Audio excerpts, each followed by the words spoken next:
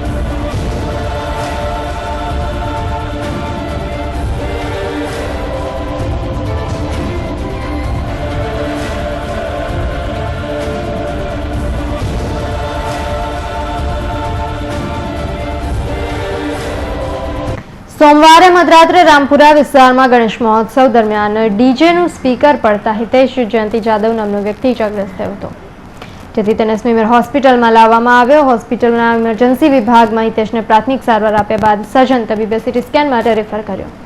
દર્દીને એનેસ્થીસિયા આપી બેભાન કરવામાં આવી રહ્યો હતો. તે દરમિયાન દર્દી સાથે આવેલા લોકો ઉશ્કેરાયા અને આ દરમિયાન ડોક્ટરો દર્દીના પરિવારજનોને કંઈ સમજાવે તે પહેલા કેટલાક લોકોએ સમર પટેલ નામના સર્જરીના રેસિડેન્ટ તબીબ પર હુમલો કર્યો, જેને બચાવવા આવેલા મિતેશ મોદી, લલિત પટેલ નામના રેસિડેન્ટ તબીબોને પણ જાહેરમાં ફટકારાયા. ત્યારબાદ technician Rakesh Patel, ward boy Jignesh Patel અને સિક્યુરિટીને પણ દંડા વડે માર મરાવ્યો હતો. આ ઘટનામાં દર્દી બેભાન થઈ જતા પરિવારે ગિન્નાયું હતું અને તબીબો પર આક્ષેપો કરવા લાગ્યો. તમે સારવાર નથી કરતા, કંઈ થઈ જશે તો જવાબદાર કોણ? કંઈ હોબાળો મચાવ્યો હતો. દર્દીના સગાવાળાઓ, 2 રેસિડેન્ટ તબીબ, ટેકનિશિયન, વોર્ડ બોય અને સિક્યુરિટી સહિતનાને જાહેરમાં ફટકારવાનું શરૂ કરતા ભારે હોબાળો મચ્યો. તબીબો અને સ્ટાફને મારવાની સાથે ઉગ્ર સ્વરૂપ ધારણ કરી બેસેલા દર્દીના પરિવારજનોના ટોળાએ સીટી સ્કેન વિભાગમાં પાર્ટીશન અને કાચ તોડી ખુરશી ટેબલ ઉછાળ્યા. ત્યારબાદ હોબાળો થતા અન્ય રેસિડેન્ટ તબીબો દોડી આવતા હુમલાખોરો દર્દીને છોડી ભાગી ગયા હતા. જોકે આખી ઘટના સ્મીમેર હોસ્પિટલના સીસીટીવી કેમેરામાં કેદ થઈ હતી. કાલે ઇમરજન્સીમાં લગભગ 11:30 વાગે જો દર્દી દાખલ થયો, 17 વર્ષનો છોકરો હતો અને રેલીમાં જતી વખતે કંઈ ડીજેનું પેલું સ્પીકર આવે માથા પર પડ્યું હતું. પછી એની હાલત જોયું ને ત્યારે છાતીમાં ઈજા જેવું લાગતું હતું ને એક બાજુ, અને મગજ માનસિક રીતે બરાબર હતું દર્દી, એટલે એને દાખલ થવાનું સમજાવ્યું અમે લોકોએ. ત્યારે જ સગાવાળો ઓલરેડી ત્યારે નીચે બબાલ કરતા હતા, બધા સાથે ગાડી સાથે વાત કરતા હતા. પછી એમને ઉપર શિફ્ટ કર્યા અમે વોર્ડમાં, એમને દાખલ કરાવ્યો. ટ્રીટમેન્ટ તો નીચે ચાલુ થઈ ગઈ હતી, એ ટ્રીટમેન્ટ ચાલુ રાખી ઉપર. એમને જોઈને ડૉક્ટરે ઉપર જ ડૉક્ટર હતા, એમને જોઈને ફરી ટ્રીટમેન્ટ જે બાકી હતી એ બધી ટ્રીટમેન્ટ અપાવડાવી. પેશન્ટને બાટા ચાલુ કરાયા, દુખાવાની ઇન્જેક્શન ચાલુ કર્યું, બધું ચાલુ કર્યું.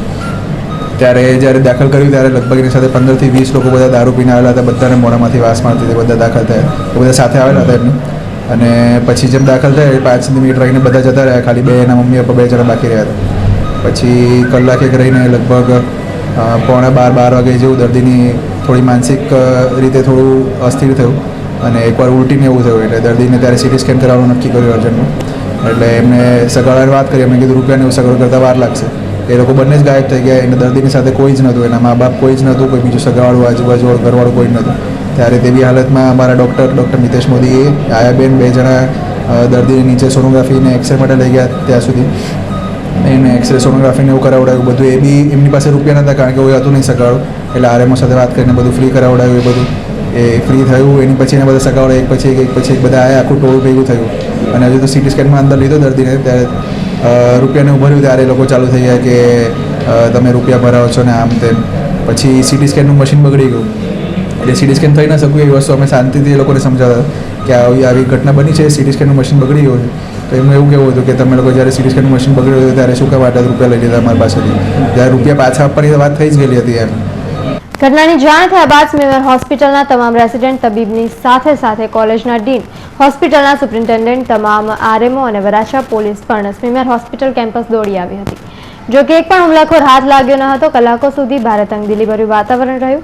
રેસિડેન્ટ તબીબોએ ન્યાય નહીં મળે તો હડતાળ પર જવાની ચીમકી આપી હતી અને મંગળવારે સ્મીમેરના તમામ રેસિડેન્ટોએ તબીબ પર થયેલા હુમલાને વખોડી કાઢ્યું હતું અને હડતાળ પર ચાલી જતા અન્ય દર્દીઓને હાલાકીનો સામનો કરવો પડ્યો હતો.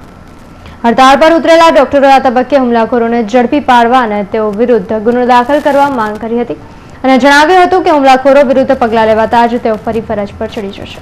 ગઈકાલે લગભગ રાત્રે 1:30 વાગે આ ઘટના ઘટી છે, જેમાં સીટી સ્કેન કરાવવાના જે પેશન્ટ છે, દર્દી છે, દર્દીના સગાવાળાએ અમારા 2 સર્જરીના કલીગ્સ છે, સમર્થ અને મિતેશ, એ લોકોને ખૂબ જ માર્યું છે. સીસીટીવીમાં દેખાય છે કે એ લોકોએ ટેબલ માર્યું છે. લાદમાં લગભગ 30થી 40 લોકોએ 2 રેસિડેન્ટ ડૉક્ટરે માર્યું છે અને એવું ક્રૂરતાપૂર્ણ માર્યું છે. તમે સીસીટીવી જો તો તમને બી ખબર પડશે કે અમારો વિરોધ શા માટે છે. અમારી માંગણી એવું કંઈ નાજાયઝ માંગણી નથી. અમે ખાલી એવું માંગીએ છીએ કે જ્યાં સુધી જે દોષી જે સીસીટીવીમાં દેખાય છે એ લોકોની ધરપકડ નહીં થાય ત્યાર સુધી અમે લોકો સ્ટ્રાઇક કન્ટિન્યુ જ રાખવાના છે. અને જે સિક્યોરિટીવાળા છે, જે સિક્યોરિટીમાં એક્સ આર્મી મેન અને જે બાઉન્સર્સ છે એવી ટાઈટ સિક્યોરિટી અમને જોઈએ.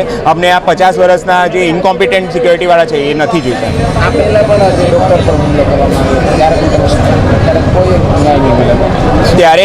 ત્યારે એવું થયેલું કે ત્યારે આવું મોટી ઘટના નહીં ઘટેલી, ત્યારે એક નાની ઘટના હતી અને એમાં અમે માંગણી મૂકેલી, લખાણ કરેલી. એમાંથી અડધી જે અમારી માંગો હતી એ એક્સેપ્ટ થઈ ગયેલી અને જે અડધી માંગો હતી એ હજુ બાકી નથી થઈ.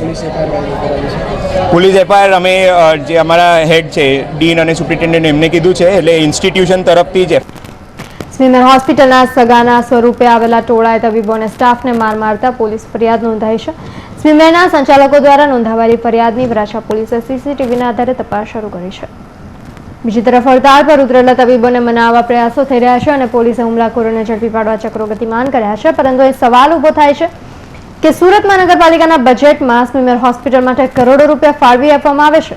કરોડો રૂપિયાનું બજેટ હોવાથી સ્મીમેર હોસ્પિટલ પણ સિક્યુરિટીનો કોન્ટ્રાક્ટ આપે છે, પરંતુ સિક્યુરિટીનો કોન્ટ્રાક્ટ ધરાવનારી જવાબદારની લાલિયાવાડીથી કાયમ માટે સ્મીમેર હોસ્પિટલ વિવાદોના વમળમાં ફરતી રહે છે. અહીં ડોક્ટરો સાથે ઉદ્ધતાઈભર્યું વર્તન તો થાય જ છે, પરંતુ ચાશવાળા હોસ્પિટલમાંથી થતી ચોરીઓ અને અન્ય કૌભાંડો પણ સિક્યુરિટીના અભાવે રહેમ નજર હેઠળ થાય છે. અહીં સિક્યુરિટી એજન્સી દ્વારા વૃદ્ધ સિક્યુરિટી ગાર્ડને તૈનાત કરી દેવાથી પણ આવી ઘટનાઓ બનતી રહે છે. ત્યારે જરૂરી બની રહ્યું છે કે ભાજપના મોટા નેતાના પીઠ બનીને સિક્યુરિટીનો ઇજારો લેનાર એજન્સી વિરુદ્ધ લાલ આંખ કરવામાં આવે, અન્યથા આવા હુમલાઓ તો થતા જ રહેશે અને ડોક્ટરો માર ખાતા રહેશે અને સ્મીમેર પ્રશાસન ડાચું ફાડીને જોતું રહેશે. તેનાથી કશું જ નહીં થાય. Bureau report, Hind TV news, Surat.